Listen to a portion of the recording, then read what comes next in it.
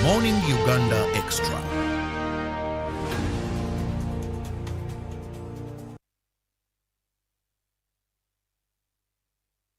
A cold Monday it is, but I hope you're warm enough and you're either to your workstation in case you're still home and you have events. Very important is to ensure that they are very warm. Welcome to Good Morning Uganda Extra. I'm Robert Chirabo Nyonyintono. Now, for those that I had told a bit earlier that I'll be having the chairperson of the Wazalendo Circle. Unfortunately, have not been able to have that guest this morning. However, in the same spirit of cooperatives and circles, of which a circle is a cooperative, I'll be having somebody that is already here with me, a man I usually refer to as cooperatives, with whom we'll be discussing so much regarding skilling Ugandans in cooperative education. Now, government of Uganda has had a number of initiatives aimed at fighting poverty among its people. And these range from giving money to giving farm inputs. We can talk about the Intandikwa, we can talk about wealth creation, we can talk about youth livelihood program, we can talk about the parish development model, which is now the new child that government is fronting to ensure that the 39% of Ugandans that are out of the money economy get into the money economy. They have the power to purchase, they have the power to make bigger investments through commercial agriculture. Now, all these run on a very important pillar, which is the cooperative pillar. Now, unfortunately, we do not have enough education. And most of the times we hear people after messing up say, we didn't have enough information. They are given money that is supposed to run in a cooperative manner, or what we normally know circles, and maybe they lacked enough information. They end up making mistakes here. Not to water down the successes that have been achieved through such programs. Now, join me welcome Ivan Asimwe, who is the General Secretary, Uganda Cooperative Alliance. Ivan, happy to have you this morning. Pleasure being here, and good morning, dear viewers. Good morning, Ugandans. I'm happy to be here. And thank you for having made it at a very short notice. Now, first and foremost, we've spent some time as Ugandans using the cooperative model to fight poverty. We've had cooperatives those days even before 1986, when we look at the China Kuria. Then the NRA comes in so many ways. Even when you go to all avenues of Ruwero Triangle, they had this form of doing things in a way cooperators are supposed to do things to overcome poverty. But where has been the main problem? Because we seem to move some steps back in front, but still we put in a bit of a reverse chair. Thank you so much. Once again, I'm Ivan Asimwe, the General Secretary of Uganda Co-operative Alliance. Uganda Co-operative Alliance is the apex body for all registered cooperative societies in the country, and this is a legal mandate. It's not by design, because it is clearly mentioned in the Cooperative Societies Act, Cap 112, that Uganda Cooperative Alliance shall be the apex body for all registered cooperative societies in the country. Now, when you talk about these, what are these cooperatives? You have mentioned the circles. Circles, why I use circles? Because it is the most common language now that people can get to adopt what you're talking about. Circles are financial cooperatives. In other words, these are cooperatives that are into the financial sector, savings and credit cooperative organization. We have the transport cooperatives, like our Kura Nume here in Kampala, Uganda Cooperative Transport Union, the borders.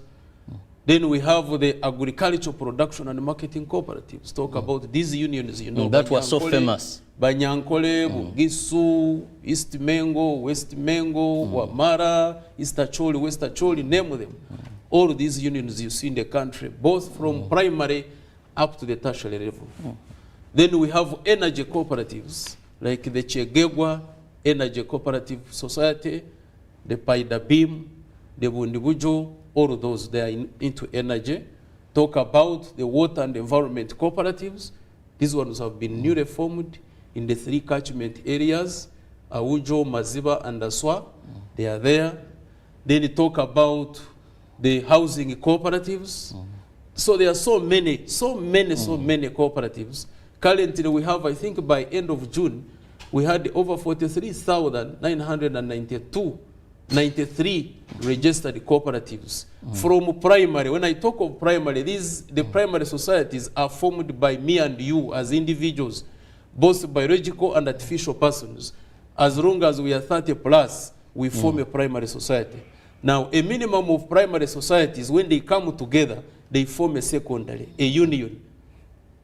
Like when you talk of Ukusku, Uganda Cooperative Savings and Credit Union, it's a secondary because the members of Ukusku are circles, and the circles are primary societies. When you talk about, let's say, Uganda Cooperative Transport Union, it's tertiary because it has a mixture. Then Uganda Cooperative Alliance now sits on top as an apex body. That is the structure. Now, globally, when you get Uganda Cooperative Alliance, plus the Kenya Cooperative Alliance, the Tanzanian Cooperative Federation, the Brazil, the Korea, they form the International Cooperative Alliance. That is the structure from up downstream. So I'm very happy today that we are discussing the issue of cooperative education. Because, first of all, I want to thank the government of Uganda because it has come up with very good programs and mainly focusing on cooperatives. Very good. But there is a challenge. The challenge is about cooperative education. You know, here you are giving people programs, but people are not knowledgeable. They lack skills, they lack the knowledge. Because in our education curriculum, we do not study cooperatives. Go to O level. I've been talking about this. Ideally, we should be having cooperative education downstream from secondary, senior secondary 1. We should be having cooperative education. If you checked in this book of commerce and you look at cooperatives, I think it doesn't exceed like 3 pages. But when you look at banking, it is a whole chapter. Now the question is, Ugandans and Africans, why are we not studying cooperatives? Maybe just remind our viewer why we are so much emphasizing on cooperatives. My guest has just mentioned the various forms of cooperatives. Now we have so many people that at the back of their mind, when talk about cooperatives, relate so much with agricultural cooperatives, like you mentioned, Bugisu, Banyankole, Kweterana, Eastmeng, and all that. But when we look at government, it is not putting aside the agricultural cooperatives. But of late, there is so much money that is being put into financial cooperatives. All the programs you can talk about, majority of them, actually about 99%, talk about the parish development model. These are pillar 3.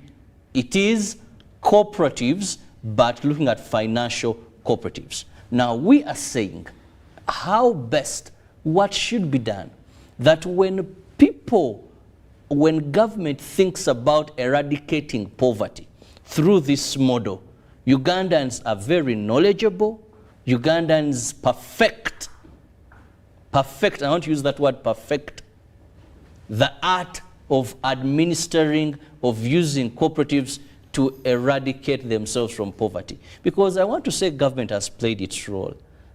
When it provides the money, there could be other challenges that come with the lack of sufficient information. Now, you were still talking about education. Most of the times, we've had sensitization workshops. When parish development model was coming, I think there was a number of trainings. We had politicians, we had councillors who were brought. When groups are being given some funds, we hear right from youth livelihood, have they been trained? Have they been trained? What education are you rooting for? Thank you so much. You see, here we are looking beyond these training workshops. 1 day, 2 days, 1 week training workshop, then you go home. I want to tell Ugandans, if you are to understand the cooperatives deeply, you really need to read. You need to study, you need to understand them deeply, not just going to a workshop for one day. They define for you a circle, the principles and the values, then you go home and think that you know cooperatives. No, you need time. That's why we have the cooperative colleges, Chigumba and Tororo, they are teaching cooperatives, certificate and diploma. That one is still a challenge. Compared to our neighbors, the Kenya, I've mentioned this before. Because you go to Kenya, Kenya has now started admitting PhDs in the cooperatives, the Cooperative University of Kenya, which started in 1967 as a cooperative college. Now you go to Tanzania, Moshi University is now offering PhDs in cooperative education, where our president was teaching. And currently they have an enrollment of over 10,000 students, from certificate up to PhD in cooperative education. In fact, we are in discussion with the Moshi University. If things go well, we are going to have exchange programs here, because Ugandans, I tell you, Chilabo, Ugandans want to understand the cooperatives. Because, first of all, if you are to look at government programs, the parish development model, if you brought all the pillars, the 7 pillars together, ideally they mean the cooperative model, when you bring them together. But because there is lack of that information, people have only singled out one pillar, the financial inclusion, the third pillar, forgetting about the other pillars. Pillar 1, very wonderful pillar. The production, storage, value addition, and marketing, very wonderful. That is now about these agricultural production and marketing cooperatives. Hasn't it handled that? You go to the second one, infrastructure. Cooperatives already have infrastructure. You go to Bugis Cooperative Union, they have stores, they have machines. Then plus other agro-processing facilities that the government has constructed across the country. Government has done a lot. You know, when I'm here, someone says, you know, you support the government. It's not about supporting the government, but talking about realities, because we are here discussing about socio-economic transformation.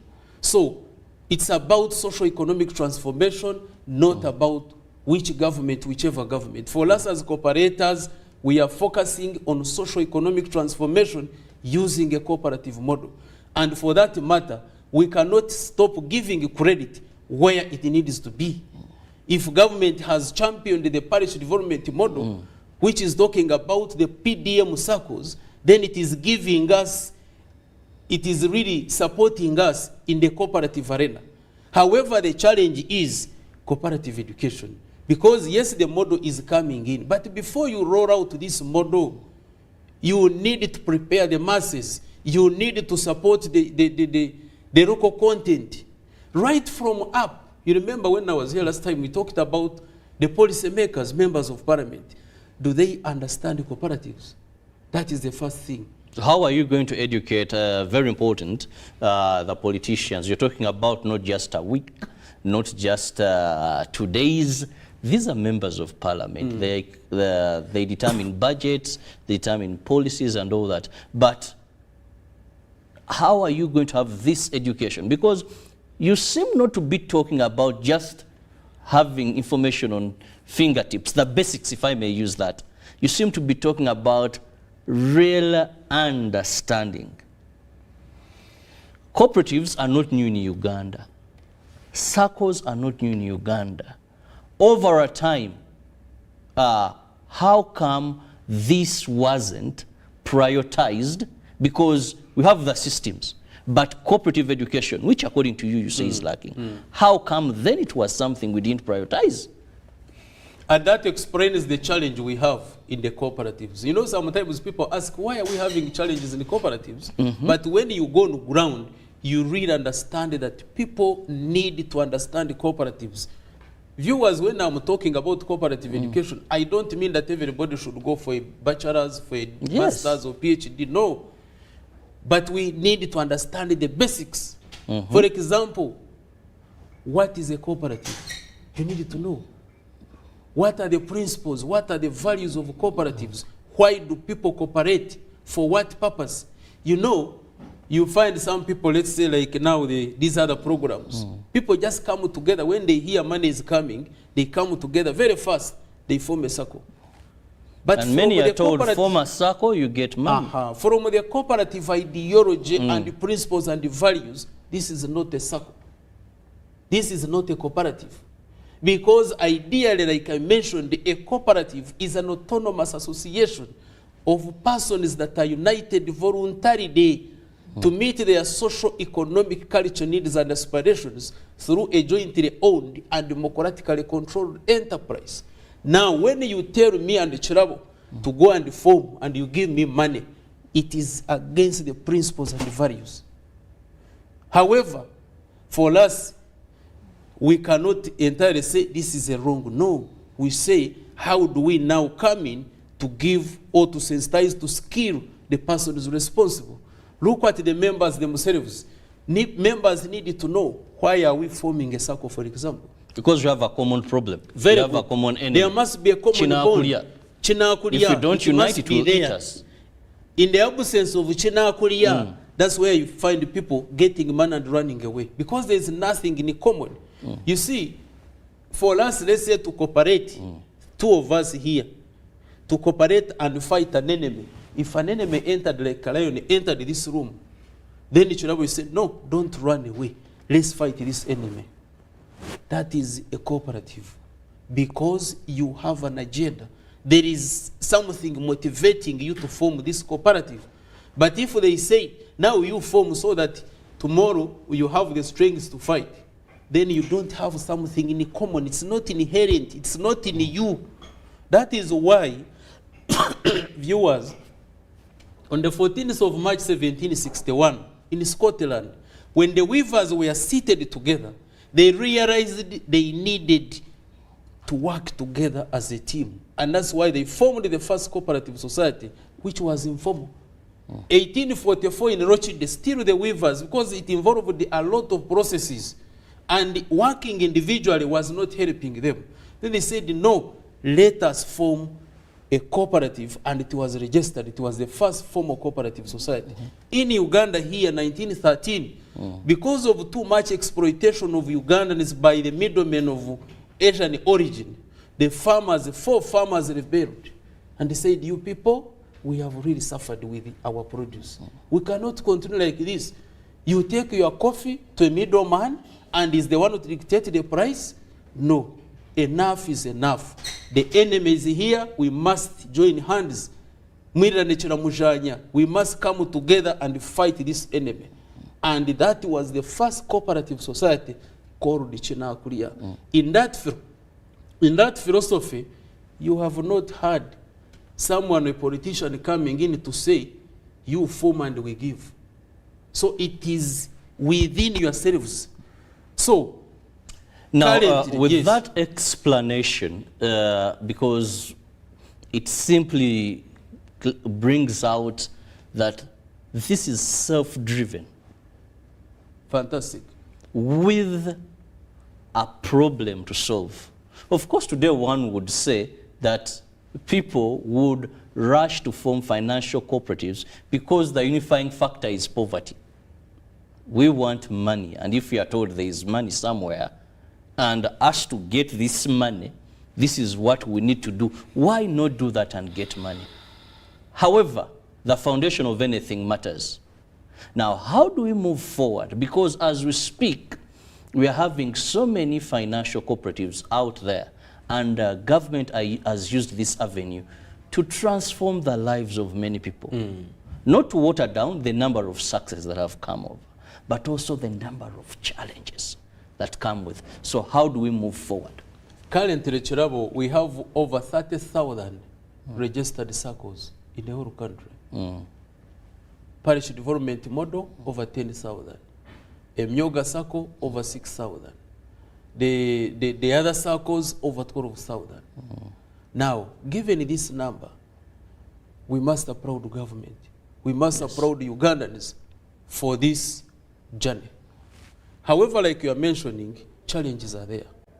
But for us as cooperators or as UCA, we do not believe in the challenges, but rather we turn challenges into opportunities. This is an opportunity for Ugandans. Who doesn't know that Ugandans are poor? The government has done its part. of supporting communities to come up with the circles. It is not forcing you to join, but what is lacking is education. For you, before you join, what is the motivating factor? What motivates you to join? As long as Ugandans understand that, they will not misuse the money. For example, you go to a rural area, you find these are maybe farmers, Irish potato. They produce Irish potatoes. Now, the most important thing would be, if you are producing Irish potatoes, first of all, why do you produce Irish potatoes? You know, Ugandans, we are still using the production orientation when we go to marketing philosophies. Production orientation is where you produce and look for the market. That one is archaic. We should be focusing on marketing orientation strategy. Before you produce Irish potatoes, where is the market? So that you produce for the market. Now, once people realize that, and then through cooperatives, they will get the market. You can imagine you'll find a kilogram of Irish, maybe this time it has moved up. A kilogram of Irish is around, it was around 2,000 to 5,000, between 1,000 to 10,000, for example. But when you find the crisps in a supermarket, just certain grams is an equivalent of a whole kilogram. Then you ask yourself, along this value chain, who is making more money? Is it the farmer? Is it the processor? Is it the supermarket?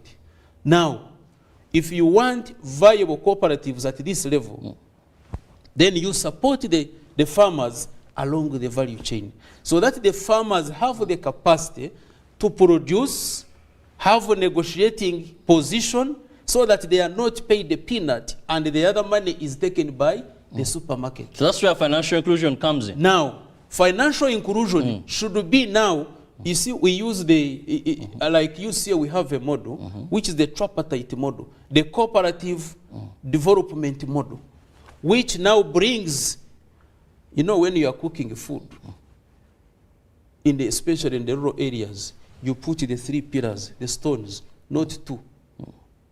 Of course, there is no balance. Why do you think they put 2, 3, not 2? So that there is balance, the pot of... Very good. That is our model. For you to have something that is sustainable, you have the 3 pillars.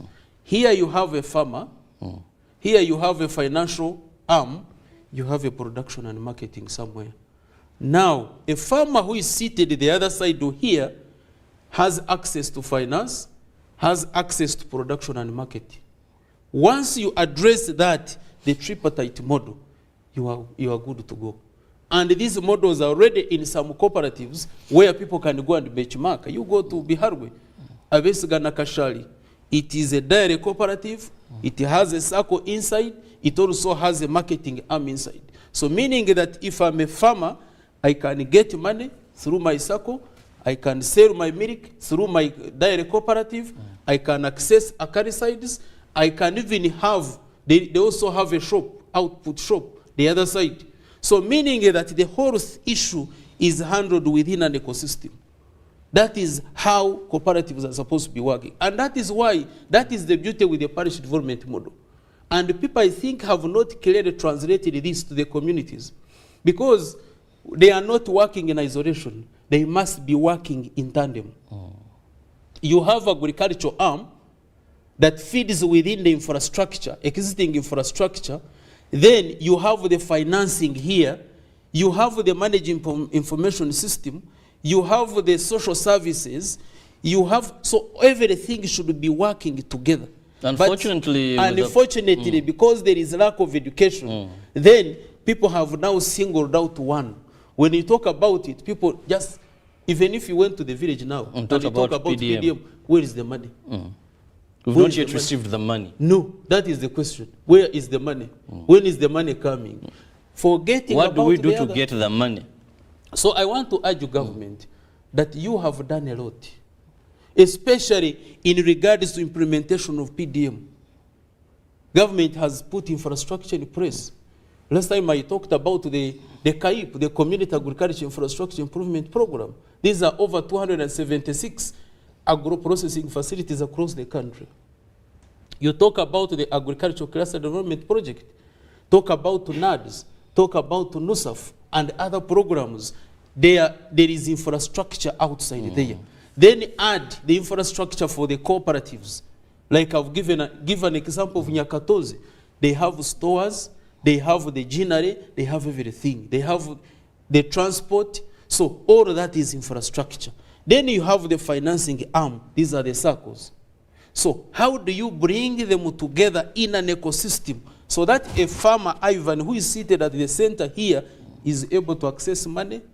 I can access inputs, I can access technology, I can access the production, the extension services, I can access the market. That is the whole ecosystem. Now, Ivan, that brings me now to a question. Why have we failed to bring these three pillars together? Because for most of the government programs, like you've rightly said, you find that even during wealth creation, the program, NADS didn't have, I think, so much of financial inclusion. But they failed to work in tandem. We failed to have an overall understanding of these programs and tend to isolate only one that regards money. Because if you're talking about proper ways of eradicating poverty through cooperatives, all this must work in unison, not in isolation. Yes. But I've tried to look at a number of these projects. Even when you try to read about the Intandiko of Chisamba Mugerwa, we only pick out the element of money. And that is why I think we lose when we talk about pillar 1 of the parish development model, production, value addition. Me, I would think even with that alone, if I'm a farmer and we have the capacity to produce, we add value, even if we didn't have, this is my thinking, even if we didn't have finances given to us, but we have infrastructure, we have production, we have value addition, we would still strive. So how do we bridge this common problem per program? Unfortunately, Chirabo, I have not been part of the implementing team for most of these government programs, so I wouldn't really say a lot. Yes. However, looking at the current trend, let's not just remain lamenting forever. You know, even the Bible is clear. The book of Lamentations. Yes, the book of Lamentations. Then from there, Revelation and Acts. So let's forget about Lamentations. Already now we have a Revelation. And focus on Acts. What is it that we can do in order to turn around what is there? Education is very critical. What we are I wish every Ugandan listened to this TV today so that we really understand this in a wider perspective. What is it, the question you're asking, what is it that we are not moving? Pillar 1 is very good. We are coffee farmers. We can produce together. We can store because the infrastructure is there, second pillar. We can add value, still the infrastructure is there. And we can collectively market. And the social services are there. The financing arm is there, the circles are there, the MFIs are there, the commercial banks are there. And then there is the management information system. And the governance at that level is also there. So let us work. We need really to understand this. And for us to understand this, we need this education. And that's why this topic is very critical, that people need to know. Even when you look at the international cooperative principles, they emphasize education, training, and information. Well, we'll be going for a break. And when we return, we want to know, then how do we move forward? Yes, education, education. How do we move forward? We'll return shortly. Live from UBC Studios in Kampala. This is Good Morning Uganda Extra. African Airline Association, in conjunction with Uganda Airlines, presents the 55th AFRA Annual General Assembly between the 19th and 21st November 2023 at Speak Resort Hotel, Munyonyo, in the heart of Uganda, the Pearl of Africa. In attendance will be 500 high-profile African and global aviation leaders, 40 airline CEOs making strides to transform aviation for development. The 55th AFRA AGA is proudly powered by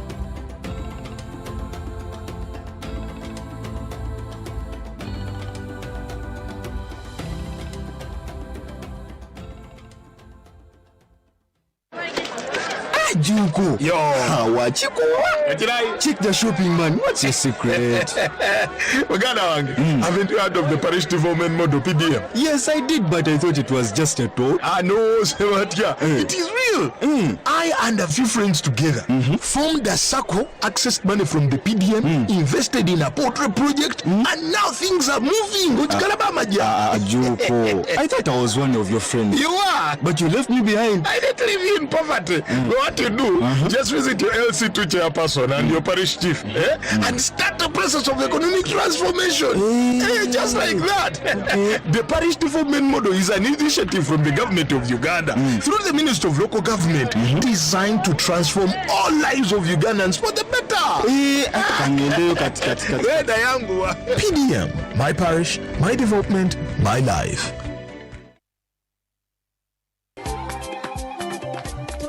Mjinja Central Market twidi wano okubanga twedusa abantu okuwaayo kumbaga ya mwenemu nga bakozesa momope kati je Mjinja Central Market sobola okubanga tuwayana abatyamye momope neri kwogeza abantu obwama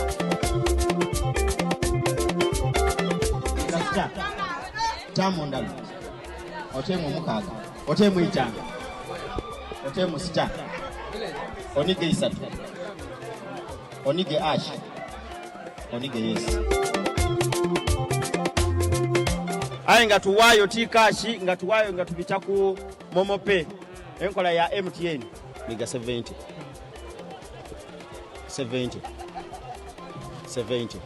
Pay or shop with MTN Momo and get cash back every week. It's free of charge. Use the Momo app or dial *165 *3#.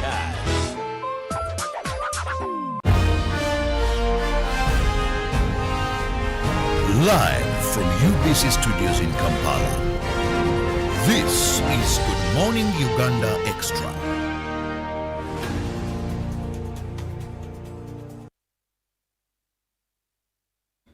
Welcome back from that break. Many thanks for being with us on UBC TV. This is Good Morning Uganda Extra. But don't forget that every weekday we are here from 6:30 with the team, which is Good Morning Uganda. Now, what we do is we brighten up, we spice up your mornings. We put that smile, no matter how hard the night could have been, by informing you of what is trending globally and, of course, not forgetting home. You get to know what is in the papers, the sports updates are there, the news, and something new is coming in Good Morning Uganda that you can't afford to miss. So make sure you're always with us because we'll be launching something yet. I don't want to let everything out there, but you can't afford to miss what you're bringing. Now, I'm still with Ivan Asimwe, who happens to be, the General Secretary, Uganda Co-operative Alliance, and we are looking at cooperatives with a very big view on the current financial cooperatives, that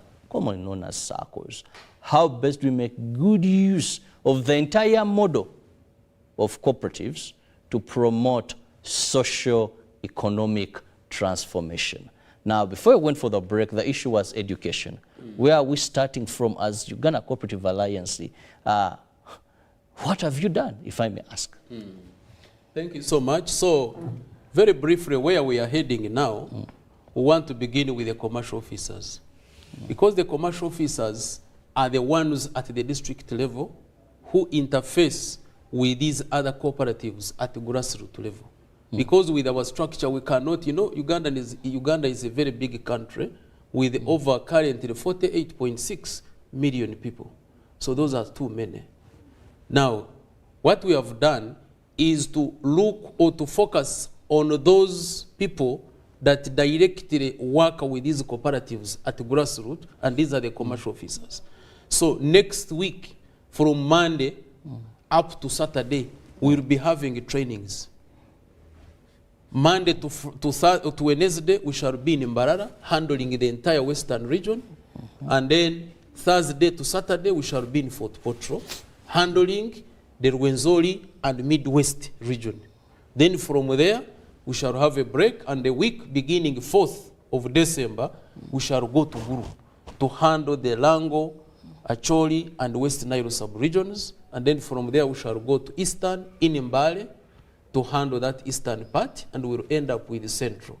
And here we are meeting commercial officers. It's a 3 days training, intense training, focusing on some of these areas. One is about understanding cooperative ideology, because these are the people who are going to train the grassroots, the cooperative ideology, understanding cooperative governance, management, policies, because they are very critical.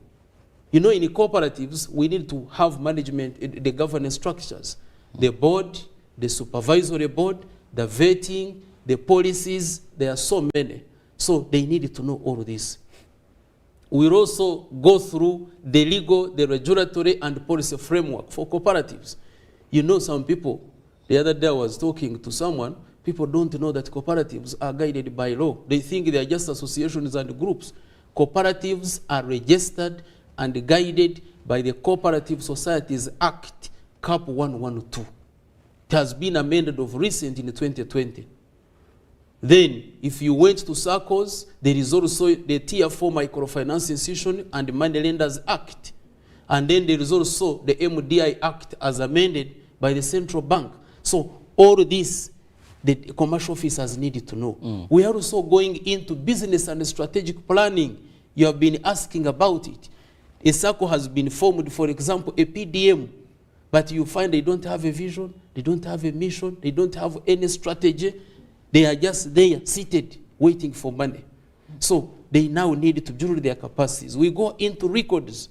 Do they have records? Do they have financial, is there financial accounting and reporting? All that. So it's a broader perspective, and it is not a one-off.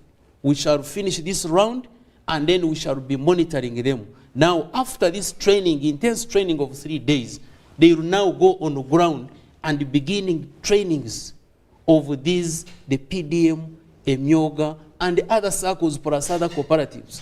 When we are talking about this, people don't only look at PDM and Emyoga. There are also other circles and other cooperatives that need support of the commercial officers.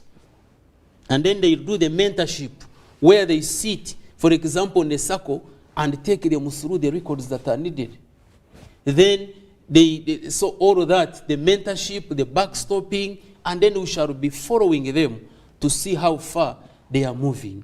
Secondly, we are working on some documentation just to give basic knowledge on cooperatives, because it is critical. Just people need basics, like the cooperative members. They need basic knowledge. Why do we form cooperatives? What is our role? What are the obligations? What are the governance structures? What such things? All of that needs to come out very well. That is very critical, because I've participated in a number of SACCO arrangements, meetings. Some of them are celebrating their success, and they call upon you to be part, and they have very good stories of transformation. I must commend government for that. But you find one thing, that literature that is about the SACCO, their aims, their objectives, this was something that was just passed, or they found someone who is good at doing it for them. And that has always means me, no, paperwork. They use the word paperwork. Someone did for us paperwork. And if you ask, but did you go through, did you understand that, these things are not hard to do. Ofuno muntu ategera paperwork. Wekasta baba kwera paperwork. Constitution, and you're like, but really?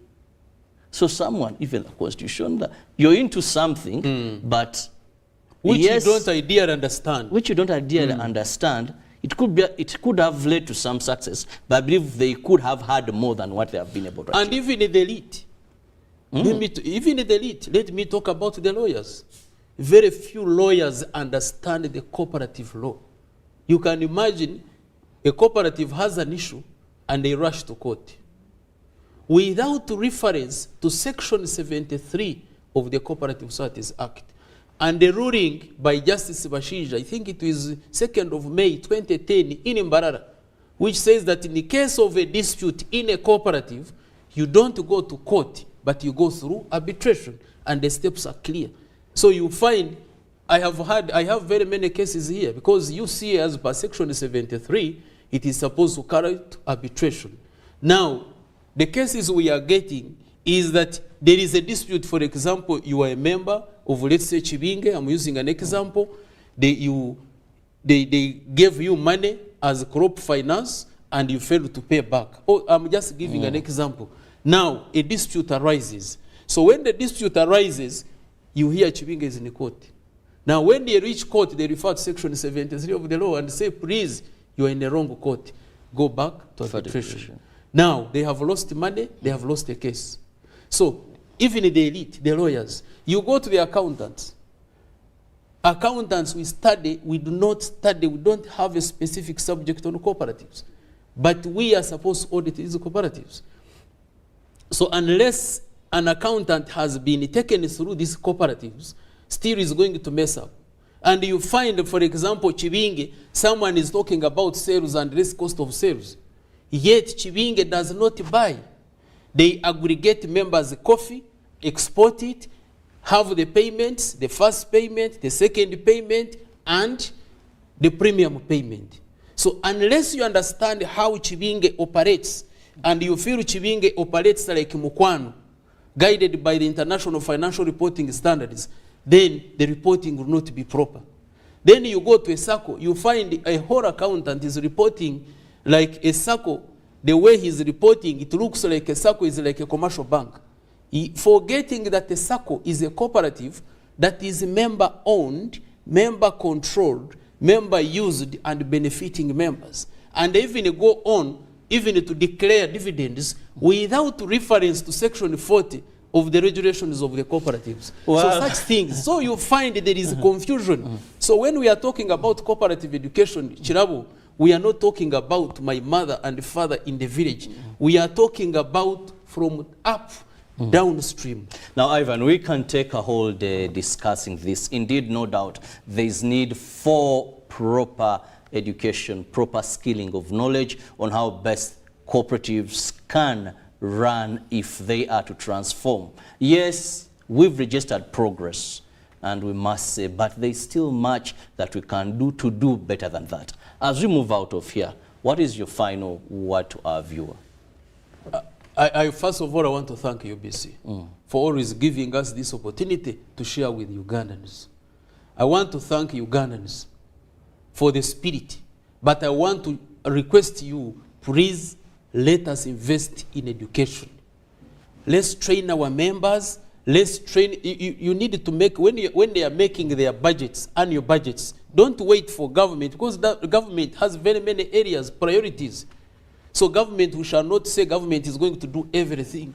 But even ourselves as circles and as unions, whenever we are making our annual budgets, let's put aside money for training, education, and information of our leaders, of our management staff, of our members, so that people understand their roles, their obligations, and why they come together. All of that.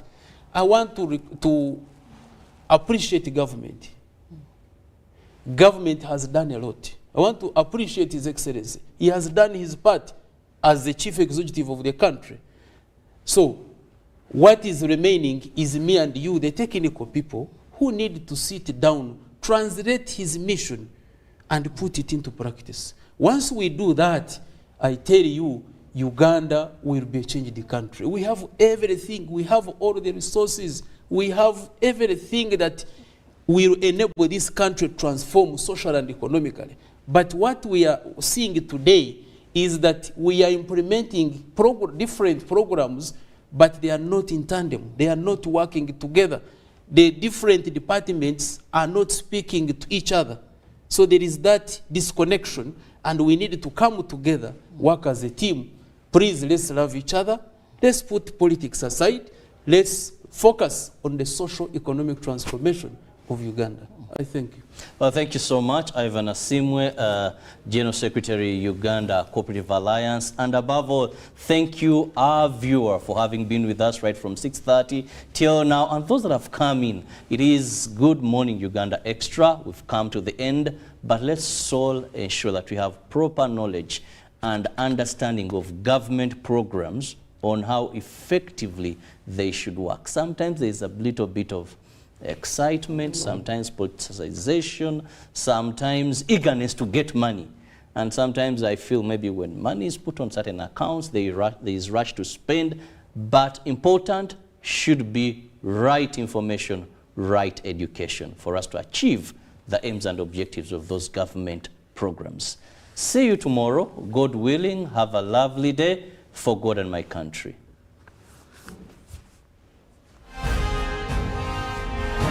Live from UBC Studios in Kampala, this is Good Morning Uganda Extra. African Airline Association, in conjunction with Uganda Airlines, presents the 55th AFRA Annual General Assembly between the 19th and 21st November 2023 at Speak Resort Hotel, Munyonyo, in the heart of Uganda, the Pearl of Africa.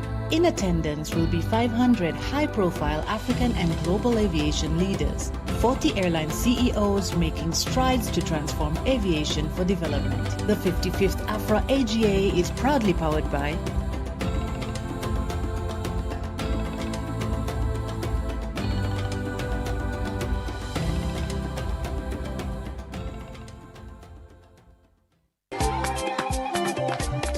Mujinja Central Market twidi wano okubanga twedusa abantu okuwaayo kumbaga ya mwenemu nga bakozesa momope kati je Mujinja Central Market sobola okubanga tuwaya n'abatyamye momope neri kwogeza abantu obwama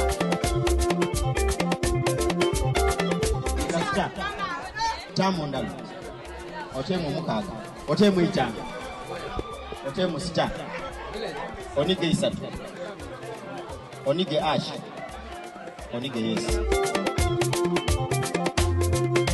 ayi nga tuwayo tikashi nga tuwayo nga tubicha ku momope enkola ya MTN miga 70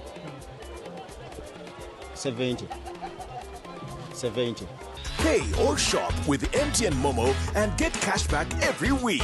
It's free of charge. Use the Momo app or dial *165 *3#. UBC is the national public broadcaster. We educate, inform, entertain, and inspire our audiences. You can watch us on free-to-air channel 001, DSTV channel 282, GoTV channel 371, Star Times channel 201, Zuku TV channel 20, and Azam TV channel 350. Even when your subscription expires, you can still watch UBC for free on your pay TV platforms. Gulu City Market lies in 4 acres of land with a population of about 4,000 registered market vendors who are doing business in this facility. We really appreciate the initiative of the government to come up with this project that is benefiting not only the business community within the market, but the entire community within actually sub-region. When you look at the market previously, the market used to be not like this one. With the market vendors, they used to sell under papyrus reeds. And we used also to ferry our goods, come and sell, then you take it in the stores or elsewhere. But now, due to this infrastructural development, the vendors now, they are able now to sell, cover your goods, leave it there, and you come and get it the next day when it is safe. The safety of our goods and the convenience of doing business has improved greatly. That makes the local community very, very, very happy when they are doing business in the market now. I want to appeal to my fellow vendors and the community of the entire Chile sub-region, that we need to embrace and support the government so that they continue